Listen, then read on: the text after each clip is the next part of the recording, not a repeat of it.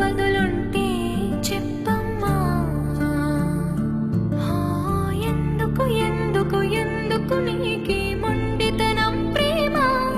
నాకు దూరం అవ్వడమే గెలవడమా? నీ పంతం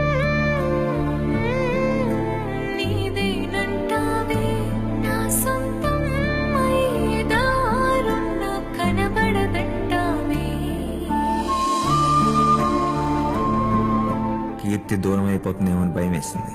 25 రోజులుగా ఒక్క మూమెంట్ కోసం ఎదురు చూశాను. రోజులు గంటలు అయిపోతున్నాయి, గంటలు నిమిషాలు అయిపోతున్నాయి.